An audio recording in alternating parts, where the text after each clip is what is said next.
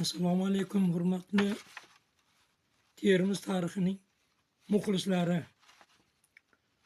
Ushbu suhbatimizda men G'oibov Zokirjon Mahmudovich,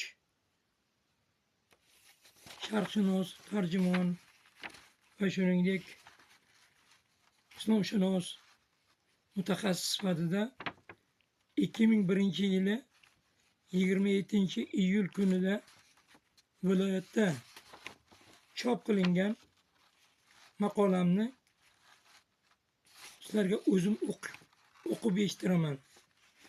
Maqolamning nomi Uyqudagi obida. Termiz shahrining 2500 yilligiga.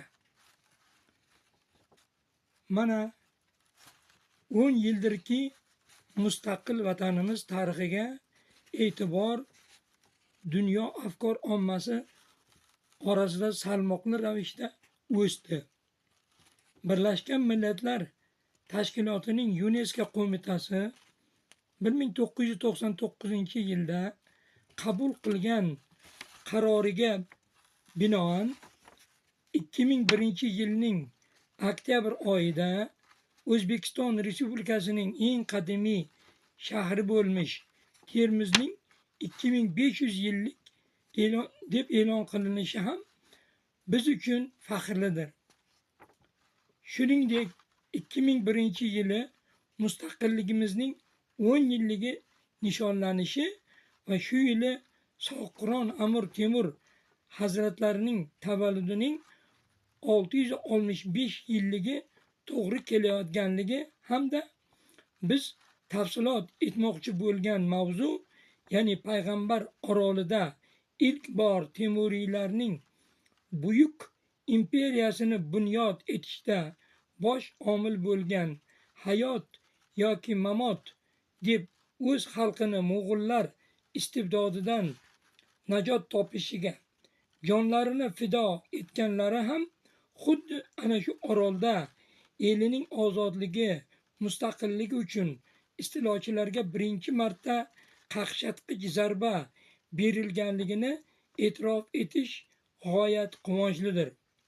Ta'kidlab o'tish joizki, shu maqola chop etilgan yili Termiz shahrining 2500 yilligi bo'lishi kerak edi, ammo 2002-yilning 2-aprelida bu tadbir amalga oshdi. Hofiz Abru asl ismi sharifi Shahobiddin Abdulloh ibn Lutfulloh al-Haffofiy 1362-1431 milodiy yillarda yashagan davlat arbobi, Ashkolal aqolim iqlimlar shakl suratlari O'zbekiston Fanlar akademiyasi Sharqshunoslik instituti fondida 5361 raqami bilan saqlanayotgan asar. Shu asarda Burdag'uy, ya'ni Orol payg'ambar haqida ta'rifi berilgan. Burdag'uy Jayhun kanorida, ya'ni Amu daryo chekkasida Termiz mavzelariga tutashgan. Burdag'uy yunoncha so'z bo'lib, Iskandar Maqduniy zamonida atalgan mehmonxona degan ma'noni anglatadi. Qadimda bu kaloni kishtibonlar, kemalarning boshliqlari turgan joy. Ular Jayhundan kechuvni boshqarganlar. Shu Burdag'uyda sultonlarning suvdan o'tadigan kechik joyi, guzargohi bo'lgan. Burdag'uy atrofida chakalakzorlar ko'p va bularda sherlar bor. Kelif yonida boshqa bir guzargoh ham borki, uning nomi Kalifdir. Hofiz Abru o'zining kitobida sayyohlar nimasida aytilgan. Qadimgi Amudaryo bo'yidagi kechib o'tish joyi Burdag'uy, ya'ni payg'ambar orolining ikki tomoni mazkur daryoning eng katta guzargohlaridan, kechuvlaridan hisoblanardi. Bu makon hozirgi Fayoztepaning g'arbiy tomonidir. Mazkur joy aholisi kechuvini ehtiyot qilib saqlaganlari uchun podshohlar ularga muruvvat ko'rsatib, Tarxon solig'idan ozod qilganlar. Shu sababli bu mavze aholisi ko'p va xo'jagonlari badavlat bo'lgan. Ular shu yerdan o'tuvchi har bir sayyohga bojxonadan xizmat ko'rsatishgan. Bajonidil yordam berishgan. Bir kecha uyda mehmon qilishib, so'ngra kechuvdan o'tkazib qo'yishgan. Sayyohlar ham aholiga saxovat ko'rsatishgan. Bizga Payg'ambar oroli degan nom bilan tanilgan bu maskan hamisha Termiz shahrining qismatiga ne bitilgan bo'lsa, barchasining guvohi bo'lib kelmoqda. Bu orolning o'ziga xos xislatlari bo'lib, hamisha odamlarning diqqatini o'ziga jalb qilganligi ham shu bois bo'lsa ajab emas. Masalan, ulkan Jayhun daryosi shiddat bilan oqadi.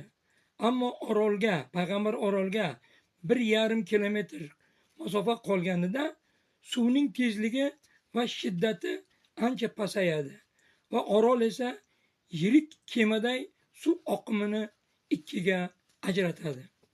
Daryoning suvi toshganda hech ham orol sathiga suv chiqib, orolni suv qamrab ham olmaydi va uning qirg'oqlarini yuvib ham ketmaydi.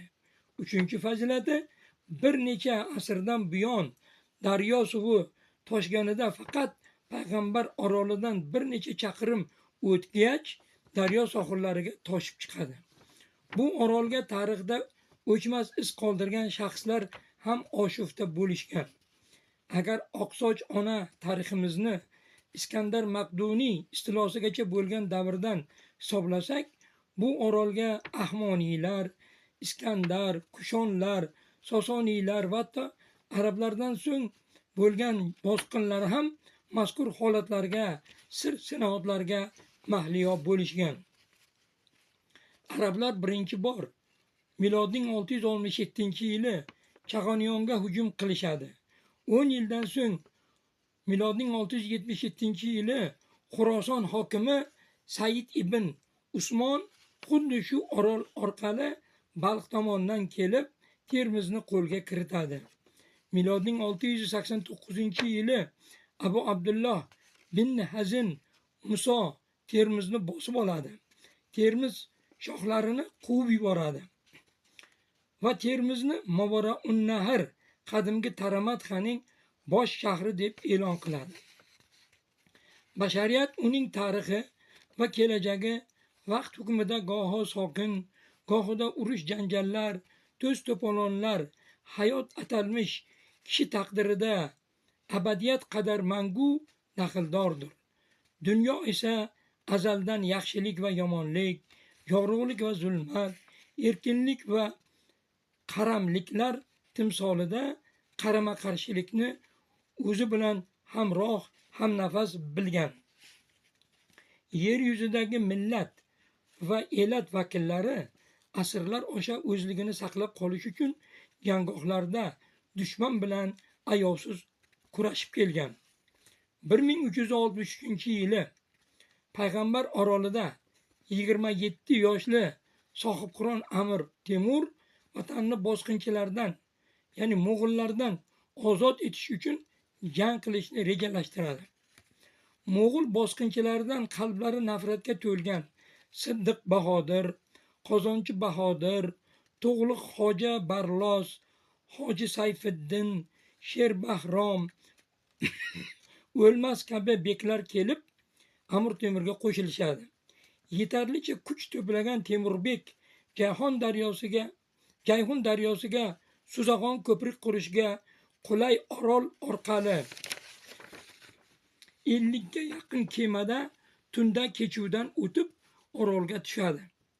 Tarafdorlari ko'payganidan ruhlangan, shavkati oshganligini sezgan Temurbek hali daryoning narigi tomonidan Daragez degan joyda ekanidayoq Mavara-un-Nahrdagi vaziyatni bilib kelish uchun Tamuka ismli odamni 3 yigit bilan jo'natadi.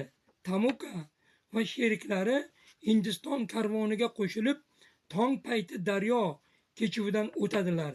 Karvon Termizda dam olib yotganida Tamukaning odamlari shahar kezishadi. Ular hamma joyni ko'rib, shaharda mo'g'ullar yo'qligini aniqlaydilar.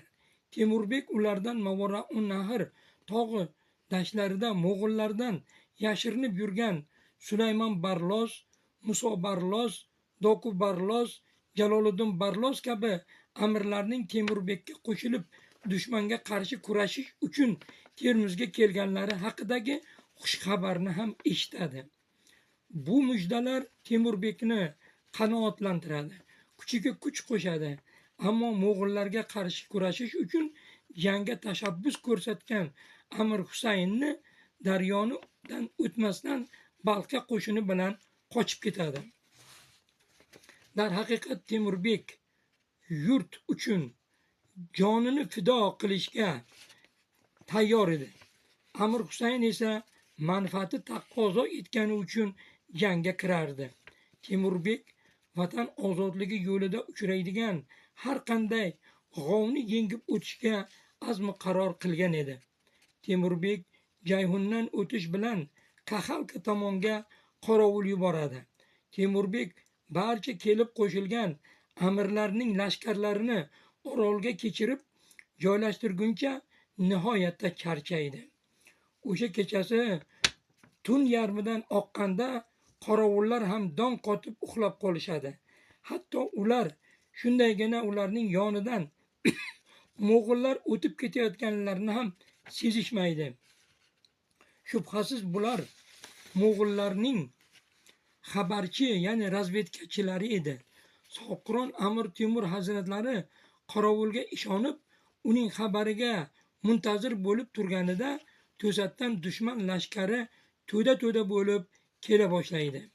Bu haqda Sharofiddin Ali Yazdiyning Zafarnoma asarida shunday hikoya qilinadi. Amir Temur bunday vaziyatda lashkarlarni tartibga solishga qodir emas edi. Birin-ketin o'zlarini kemaga tashlab, Omuya, Jayhun suvidan o'tib oladilar. Amir Soqron andak lashkari bilan orol o'rtasida toza jang qiladi. Lashkarning hammasi suvdan kechib o'tgunicha bir muncha vaqt shu tarzda to'xtab turadi. Ammo chodirlari, yuk anjomlari dushman qo'lida qolib ketadi. Suvdan o'tganlaridan keyin kemalarni kuydirishadilar. Mu'iniddin Natanziyning Muntahabut Tavorix asarida qorovullar boshlig'i tajribasiz odam bo'lganidan g'aflatda qolganligi va kutilmaganda Amir Bekijonning inisi Ajuni lashkari bilan qorovullar turgan joyga yetib kelganlari tufayli ular sarosimaga tushib, ayrimlari zo'rg'a otlariga minib ulgurishadi. Yog'iy, ya'ni dushman lashkari o'zlari ularni ta'qib qilib, Sulton G'oziy oldiga yetib kelishadi. Fursat ziq edi. Hamma tomonni lashkar bosib olgan edi. Safarbar etishga imkon bo'lmaganidan ming bir hiyla bilan o'zlarini kemalarga otib, Balx tomonga qirg'oqqa chiqib olishadi. Akademik Bo'rboy Ahmedovning Amir Temur tarixiy romanida shundan keyin birdan dushmanning qorovuli lashkargohini bosadi. Ya'ni Amir Temur hazratlarining lashkarlarini lagerini bosadi. To'z to'polon, qiy-chuv ko'tariladi. Temurbekning odamlari qo'liga nima kirsa shuni olib o'zini chodirdan tashqariga otadi. Lekin dushman ustunlik qildi va ularni daryo bo'yiga qarab surib boradi. Oroldagi bo'lgan tungi jangda Temurbek qariyb yarim odamidan ajraladi. Omon qolgan kimlar qirg'oqda turgan kemalarga tushib, kimdir gupsariga o'tirib, Jayhunning narigi sohiliga o'tib oladi. O'shanda o'tlashga qo'yib yuborilgan ot ulovlar ham, chodirlari ham, uning ichidagi narsalari ham hammasi dushman qo'liga o'lja bo'lib tushadi. Temurbek dushman foydalanmasin deb sohildagi barcha kemalarni yoqtirib yuboradi, deydi Bo'riboy Ahmedov o'zining Amir Temur tarixi romanida. Sohibqiron Amir Temur hazratlarining tuzuklaridan Termiz kechuvlaridan narigi qirg'oqqa o'tgach, Kaxalka qal'asi tarafiga qorovullar yubordim va qorovullar olib keladigan xabarni sabrsizlik bilan kutdim. Mening bu yerga kelganim xabari Ilyosxo'ja Mo'g'ul xoniga eshitilgach, Benikakning inisi Ajuni Bahodirni katta qo'shin bilan ustimga yubordi. Qorovullarim g'aflat uyqusida qolgan ekanlar. Ularning yonidan faqat kechalari harakat qilib, tun qorong'usida to'satdan hujum qildilar. Ushbu qonli jang tafsilotini qisqa hikoya qilgan turli manbalar bir-birini albatta to'ldiradi. Mo'g'ullarga qarshi bo'lgan ayovsiz kurashlar haqidagi tasavvurimizni boyitadi. Vatan ozodligi yo'lida muborak qonlari to'kilgan va ko'plari shahid bo'lgan ana shu payg'ambar orolining har qarich tuprog'ini tavof qilishga undaydi bizni. Shafqatsiz jang bo'lgan va shahidlar abadiy qolib ketgan joylarni tabiat allaqachon kang g'uborlarga, o't o'lanlarga qoplatgan. Oroldagi qarorgohlar, karvon yo'llari o'rnida o'tib bo'lmas to'qayzoru jang'ilzorlar mavjud. Hayot o'sha zamonlardan buyon necha bor yangilanib ulgurdi. Payg'ambar orolida bo'lgan o'sha jangu jadalni va hamda ushbu 4000 gektarlik maydonda sho'rolar davrida kolxozlashtirish qurboni bo'lgan muqaddas joy keyinchalik 20-asrning 60-yillarida tabiat qo'riqxonasi deb nasli tugab borayotgan hayvonlarga va o'simliklarga maskan deb e'lon qilindi. Nihoyat o'tgan asrning 80-yillarida tarix davomida ko'rmagan dahshatli manzarani po'lat parrak qushlar shu muqaddas ona tuprog'imizning bir go'shasi mustaqilligimizning jangining ilk qarorgohini payg'ambar orolidagi mangu yotgan shahidlar, Zulkifil boboning maqbaralari va hatto u yerdagi mavjudot va hayvonot boshiga ajal urug'ini yog'dirishganini ta'kidlashga til ojizlik qiladi. Zamonlarning to'fonini ko'rgan Zulkifil maqbarasi hamon mung'ayib turibdi. Ushbu maqbara ilk islom me'morchiligi madaniyatining Mavara-un-Nahrdagi namunasidir. Saksavulzor sahroda chakalakzorlar panasi atrofini o'ragan sokinlik o'rtasida g'aribona maskan tutgan Zulkifil maqbarasi yovvoyilik va vahshiylik bag'ridan daf'atan lop etib ko'zga tashlanib turibdi. 1000 yillik ushbu obida bizga o'tmish haqida hikoya qilayotganday. Zulkifil bobo hali biz anglab yetmagan yana ko'plab voqealarni ham ayta oladi.